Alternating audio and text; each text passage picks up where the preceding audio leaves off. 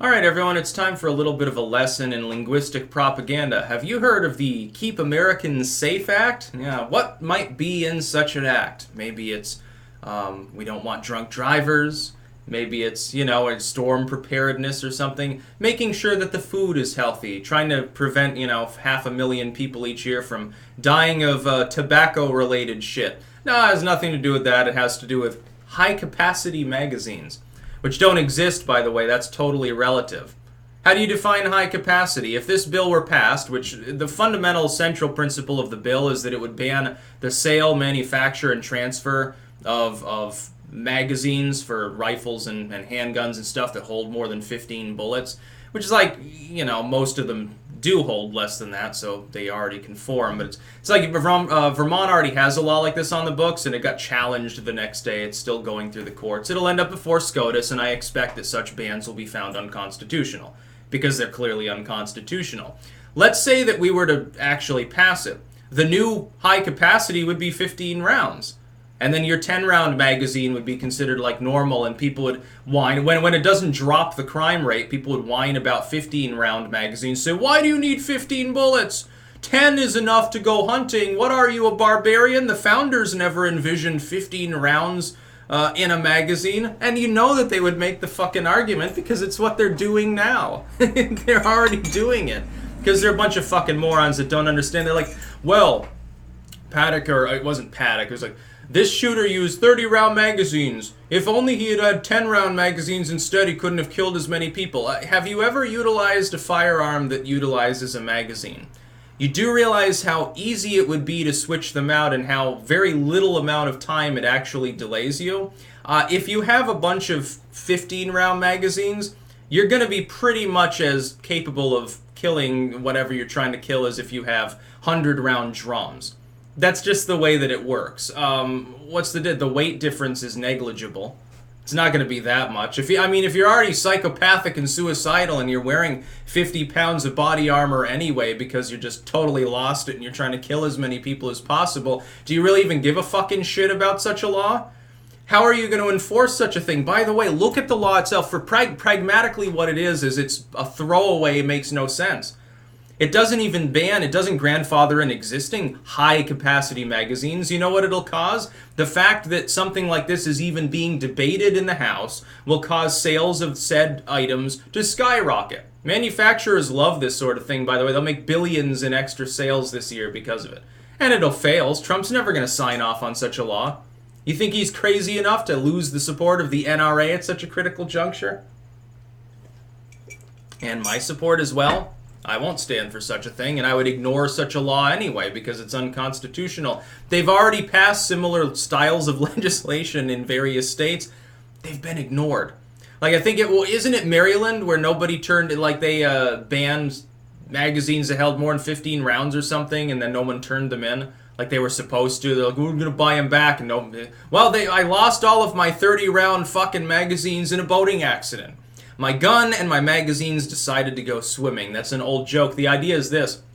Let's say the U.S. government passed a confiscation order for something. Oh, I lost it. I don't have it anymore. Now, of course, you've buried it in a chest or, something. Back during the Revolution, by the way, interesting true story. During the Revolutionary War, what would happen is they took the muskets and the ammo and shit, and they bundled it up in stuff that was waterproof, and they'd go out and plow their fields, and they would plow the guns into the dirt. British couldn't find them. Oh, no, we don't have any guns for you. No, our cannon's totally not buried under the beet plants. And so, they just have it out in their field. In their nice, happy, aerated, loose soil. And so they'd have some corn above it, and no problem. That's what'll end up happening. It doesn't even grandfather in the existing magazines. What the fuck is it going to do? It's completely toothless anyway. How are you going to prove, by the way, if you know how magazines operate, how are you going to prove that magazine actually is unlawful? Like, so let's say someone makes some magazines of their own, which, by the way, I believe is completely legal. It's not a firearm. It's not an explosive in and of itself. It's just an accessory. How are you going to prove that they didn't mill it before this ban was passed? You can't. What the fuck are you talking about? It doesn't make any sense. It's like, yeah, the average handgun already conforms to such a ban, like, reasonably. For the most part, your handgun that you're carrying around on a regular basis probably doesn't hold more than 15 rounds. The idea, though, that attaching an object to your sporting rifle, which is what it is, makes it more lethal simply because it holds more bullets is ludicrous. Because of the ease of switching out magazines and the relatively minute difference in weight and in firing time. If the person is experienced, look, if a person wants to go psycho and shoot a bunch of people, they're probably experienced enough with their weapon already that they can switch out the magazine in a couple of seconds. It's not really that big an impediment. It's like saying that old Paddock wouldn't have been able to gun so many people down if he had had lower capacity magazines. Sure he would. He had plenty of time, the advantage of height. He had bump stocks, which are now banned. By the way, Gatling cranks are still legal because they're not the same as a bump stock. A bump stock fundamentally transforms the weapon into a technical automatic. Gatling crank doesn't. Just turns it into a Gatling gun and makes it easier to fire at a higher rate with less movement. It's still fully manual. It just fires similar to an automatic. By the way, Gatling crank, you can look that up. You can get them for your AR-15 or whatever. Imagine you have a 100-round drum and a Gatling crank. Yeah, it's probably a pretty effective weapon. Okay, that's pretty good.